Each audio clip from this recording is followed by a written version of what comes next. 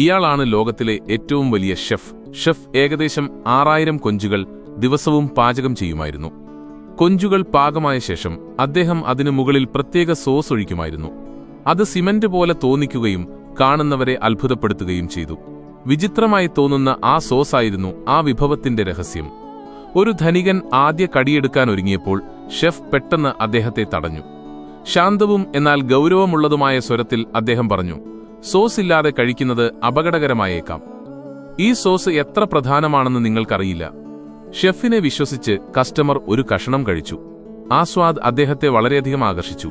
അദ്ദേഹം വേഗത്തിലും സന്തോഷത്തോടെയും കഴിക്കാൻ തുടങ്ങി. ഇത് കണ്ട് ഷെഫിന്റെ മുഖത്ത് സംതൃപ്തമായ ഒരു ചിരി വിടർന്നു. അദ്ദേഹം ലോകത്തിലെ മുൻനിര ഷെഫുകളിൽ ഒരാളായിരുന്നു.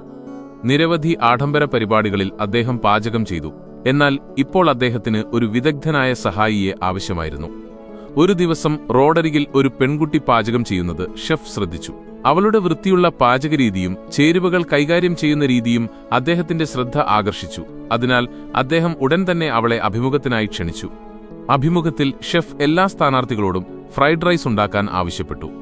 ആരാണോ മികച്ച വിഭവം ഉണ്ടാക്കുന്നത് അവരായിരിക്കും തന്റെ പുതിയ സഹായി എന്ന് അദ്ദേഹം പ്രഖ്യാപിച്ചു. പെൺകുട്ടി അവശേഷിച്ച ചോറെടുത്ത് അതിലേക്ക് ഒരു മുട്ട പൊട്ടിച്ചൊഴിച്ച് ലളിതമായ ഫ്രൈഡ് റൈസ് ഉണ്ടാക്കാൻ തുടങ്ങി. മറ്റൊരു സ്ഥാനാർത്ഥിയാകട്ടെ വില കൂടിയതും പുതിയതുമായ ചേരുവകൾ ഉപയോഗിച്ചു. ബട്ടറും ആകർഷകമായ അലങ്കാരങ്ങളും ഉപയോഗിച്ച് അയാൾ തന്റെ വിഭവത്തെ മനോഹരമാക്കി. ഇപ്പോൾ ഷെഫിന്റെ മുന്നിൽ വളരെ വ്യത്യസ്തമായ 2 പ്ലേറ്റ് ഫ്രൈഡ് റൈസ് ഉണ്ടായിരുന്നു. അദ്ദേഹം മുന്നോട്ടാഞ്ഞ് പെൺകുട്ടിയുടെ ഫ്രൈഡ് റൈസ് മണത്തുനോക്കി ഒരു കഷണം പോലും രുചിച്ചു നോക്കാതെ ഉടൻ തന്നെ തന്റെ തീരുമാനം പ്രഖ്യാപിച്ചു.